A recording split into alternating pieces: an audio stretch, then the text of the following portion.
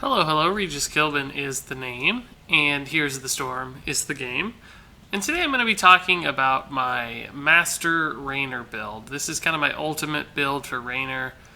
It's a common build, it's really the top build you'll see all the best players playing, and it's my ultimate build as well. When it comes to Raynor, there aren't too many deviations to make. He's a pretty straightforward character in both his kit and with his talent build, so there shouldn't be too many surprises here, but it is important that you do get this build correct if you want to maximize your Raynor play. And of course, Raynor is right now one of the best assassins in the entire game, so getting Raynor down right and knowing how to use him correctly and pick those right talents can give you a really reliable and powerful hero to draft in Hero League. So, for the ultimate Raynor build, let's just run through all the talents real quickly before we go into more detail. At level 1, that's Seasoned Marksman, Focused Attack, Revolution Overdrive, Hyperion, Giant Killer, Bullseye, and finally Nexus Frenzy.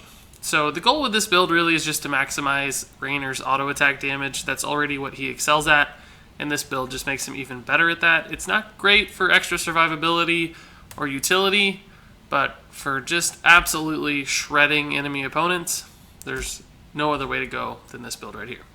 And that's never more true than at level 1 with Seasoned Marksman. This is a talent that allows you to build stacks which increase your auto attack damage. Some people want to choose Give Me More at this level to give them a little extra survivability, but Seasoned Marksman is just so good in the late game when you build up a ton of stacks. It can increase your damage so substantially that you really can't afford to pass it up. Even though it won't make much of an impact right away, especially not in the game's first 10 levels, in a 15, 20, 25 minute game, this talent will be absolutely insane and make you the scariest threat imaginable for your opponents. So it's worth it just in case games run long. Even in an average game length, it still tends to add up value because it will ping for an extra 20, 30, 40 damage on every auto attack. And when you're attacking as often as Raynor does, that can add up very, very quickly over the course of a fight. So at level 4, another auto attack buff with Focused Attack. Every 10 seconds, your next basic attack against a hero deals 75% additional damage. So we can actually see this in action. You'll notice the tooltip down here that tells us Focused Attack is ready to go, and you can always keep an eye on that, of course, to know when your Focused Attack is going to hit. So you'll notice on minions we're hitting for 267 at level 20. That's powerful but not insane. But if you notice, Arthas hit there for 468. So we jump from 267 to 468. It's essentially an extra 200 damage. So really, really significant. And when you're attacking as quickly as Raynor does and with an attack speed buff from Inspire, that's going to go off really often. So you'll be getting those extra hits pretty regularly against heroes. So moving on to level 7, we're going to pick Revolution Overdrive. And this one, when you cast your W Inspire, you will gain movement speed, 10% at the base, and an additional 5% for anytime an allied hero is standing nearby and they're affected by your Inspire.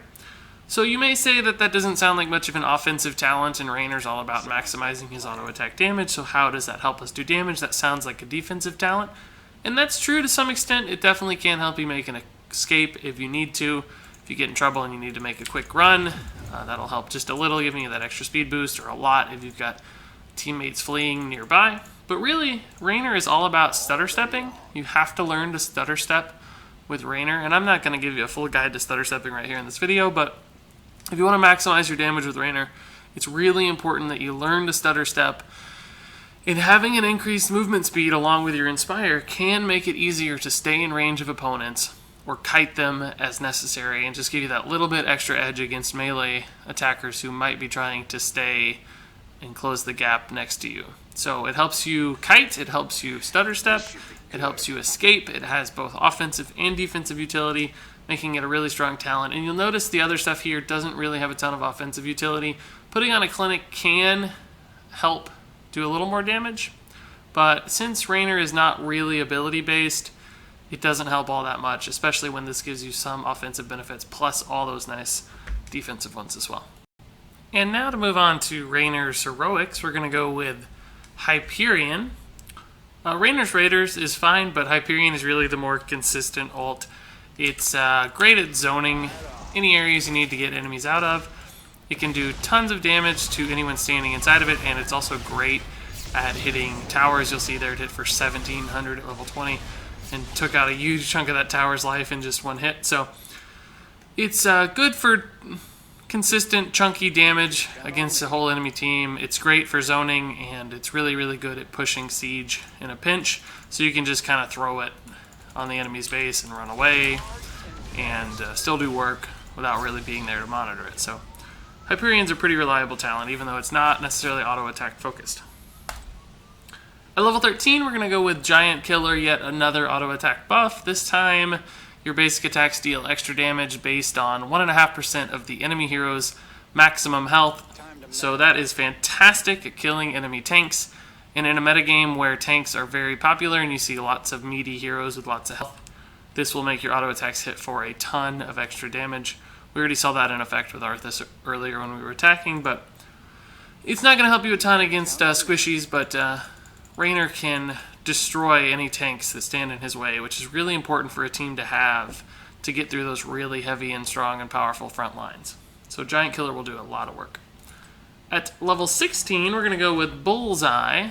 The first enemy hit by penetrating round is stunned for 1.5 seconds. So this is one of the few times we're going to take an ability buff for Raynor, and that's really just because being able to stun someone for that long is not only really powerful for Raynor himself, because it keeps them in range for auto attacks that much longer and allows you to just ping away while they're stuck there. It's also great for your team to blow people up, and from time to time your penetrating round can actually knock people away, which can cause problems because it pushes them a little bit farther away from you. But when you have Bullseye and it stuns them, that mitigates that negative aspect of penetrating round. Yes, it still knocks them back a hair, but they're locked down so long that it gives you even more time to run and catch up to them. So it will increase your damage output. And of course, stuns are incredibly valuable across the board in Heroes of the Storm, and it's nice to give Raynor a really consistent one like that. And every 12 seconds is pretty powerful. Executioner is actually an auto attack buff that you could viably choose, as is Berserk. But Berserk is a long cooldown effect that's hard to time correctly and hard to get value out of. Executioner's good, but only if you have a team composition that has a ton of stuns already. If you're playing with something like an Uther, Muradin, Tyrande, then Executioner is probably going to be a better bet for you. But if you don't have other stuns in your team composition, then Bullseye will be great because it gives your team that stun. And Berserk, I really don't think it's going to be very reliable for you, so in general, these two are going to be your best choices. But Bullseye definitely takes the prize here. And then finally, at level 20, we're going to go with Nexus Frenzy. This is just a raw auto attack increase, both speed and range. One of the important things about Raynor is that he does have a longer default auto attack range than most heroes. So you can do crazy stuff like this. If you position this just right, you can actually kind of get close to attacking the fort where it barely does damage. It will hit you, but you'll notice there I took a couple shots without it shooting back. So it's possible to do because his range is so crazy. Not only is that good against structures, it's great against heroes because it gives you more time to engage and ping them from afar without them ever actually reaching you. You can kite incredibly, and when you combo with stutter stepping, you can do insane consistent damage without them ever actually being able to hit you back. So both the attack speed increase is just a raw buff to your damage, and the range as well will see a pretty big increase to your damage as well. So you can't pass up Nexus Frenzy. Some people might want to take Bolt of the Storm or an increased Hyperion buff, but really those are only good in extremely specific situations. If you're dying all the time, Bolt of the Storm might be worth it. But Nexus Frenzy is just too good to give up. It's really what makes Raynor so good in the late game, along with stacks of seasoned marksmen. So that's it for our ultimate Raynor build. Again, that's Seasoned Marksman, Focused Attack, Revolution Overdrive, Hyperion, Giant Killer, Bullseye, and finally, Nexus Frenzy. Again, Raynor is one of the very best assassins in the game, and this build is what makes him so strong. He's great against enemy tanks, he's great against enemy squishies, he's great against enemy everythings. And that's what makes Raynor so much fun to play. I encourage you to try out the ultimate Raynor build, whether you're in Hero League or just leveling him up in quick match. You will see some results from this build, so have fun out there playing Raynor. Thanks Thanks so much for watching, and until next time, game on.